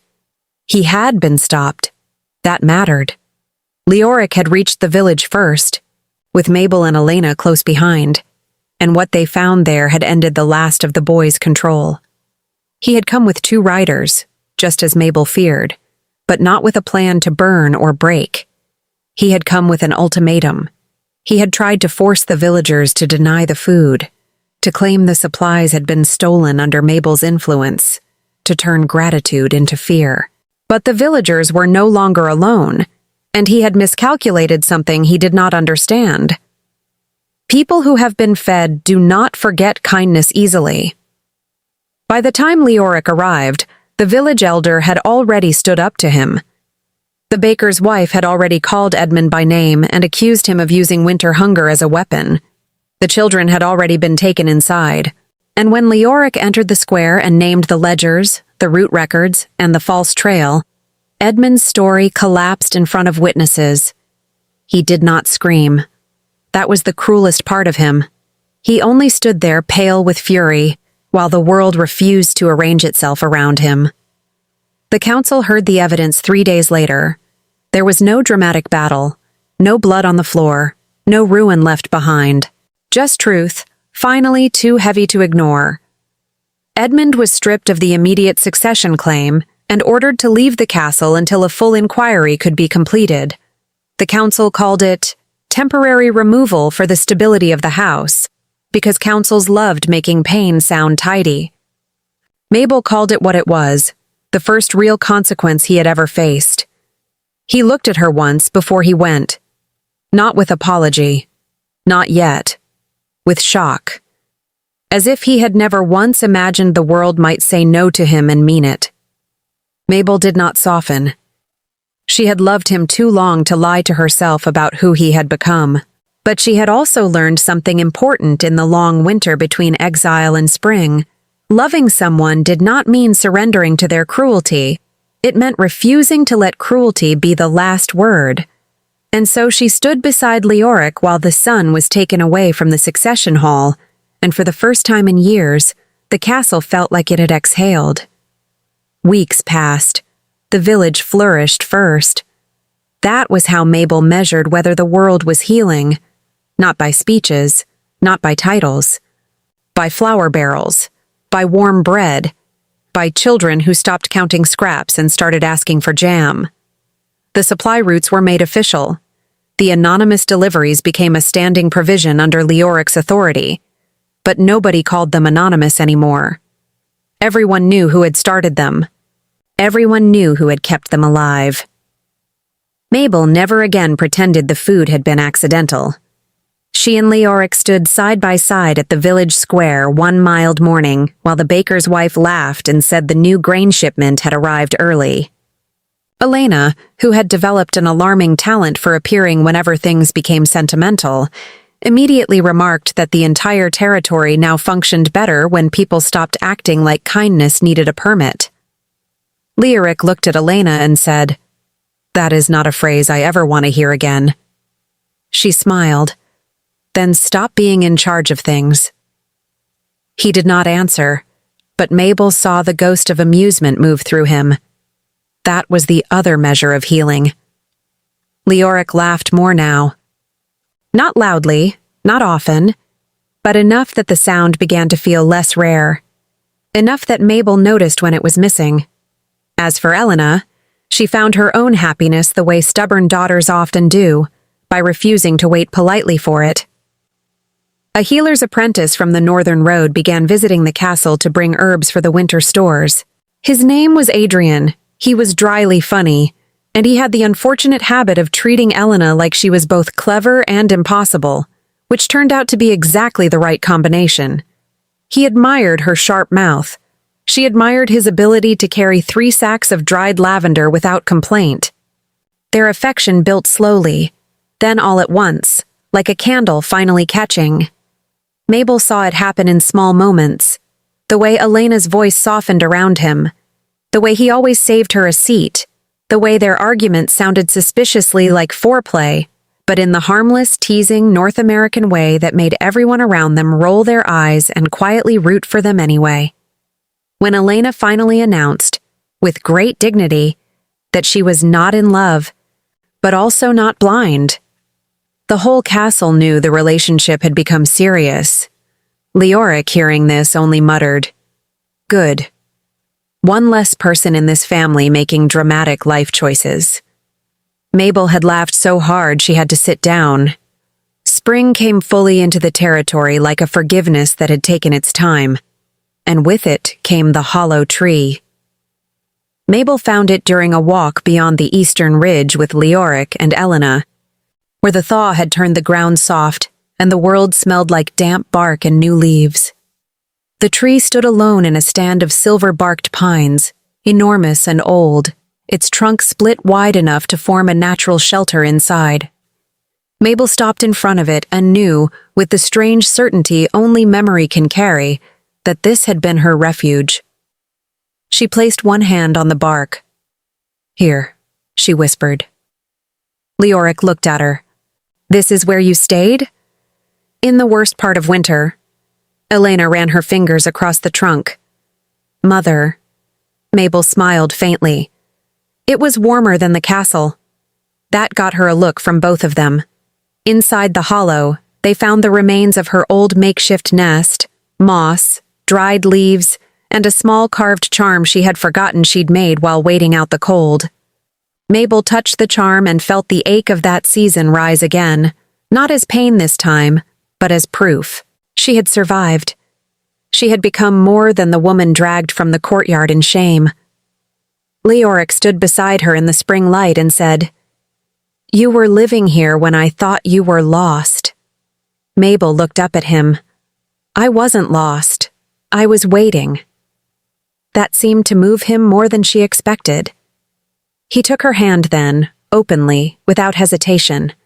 Not as a king, not as an alpha, as a man who had finally learned the cost of waiting too long. "You were right," he said. "About the village, about kindness, about me." Mabel's thumb brushed over his knuckles. "You were wrong in a great many ways." A breath of laughter escaped him. "Fortunately," she added, "you also learned." He looked at her with that steady, deep attention that had become so dear to her it frightened her a little. "I want the rest of my life to be better than the beginning." The words settled over her softly. Mabel turned toward the hollow tree, toward the spring leaves, toward the daughter she had raised, and the man she had chosen, and the life she had somehow earned after all. For a moment she saw herself as the castle had once tried to define her: old, expendable, inconvenient. Then the feeling passed. She was none of those things. She was Luna still, yes, not as a title that diminished her, but as a crown she had survived long enough to wear with pride. She was Mabel, too, and that name felt warmer now, stronger, rooted in all the places she had once been asked to disappear. Elena stepped in close and rested her head briefly against her mother's shoulder. "You know," she said, "I think you made a pretty great life out of being exiled." Mabel smiled. It was a terrible plan. Still worked. Leoric looked at both of them, then at the tree, then back to Mabel. "Would you return to the castle?" Mabel considered the question. The answer came easily. "Yes," she said, "but not as someone they can push aside." His gaze warmed. "No. As Luna. As Luna. And as a woman who feeds the village whenever she wants." His mouth curved. "Agreed." Elena sighed. "Disgusting. The two of you are becoming unbearable." Mabel laughed, and this time it felt like freedom. They left the hollow tree as the afternoon sun turned the thawing ground gold. Months later, the castle had changed. So had she. Mabel stood in the great hall on a spring morning with Leoric at her side while the village children, now well-fed and loud, ran across the courtyard below. Elena crossed the hall in a pale green dress, hand-laced with Adrian's, and the first thing Mabel noticed was how settled her daughter looked. Safe. Loved. No longer waiting for life to begin. Leoric leaned closer and murmured, "You're smiling." "I know." At the ceremony. "That's because I like this one better than the last." He gave her that quiet, rare smile she had come to treasure. And when the new bread was placed on the long table, when the villagers were welcomed in without fear, when the castle doors opened wide instead of shutting people out, Mabel finally understood that the worst day of her life had not been the end of anything. It had been the beginning. And now she was home.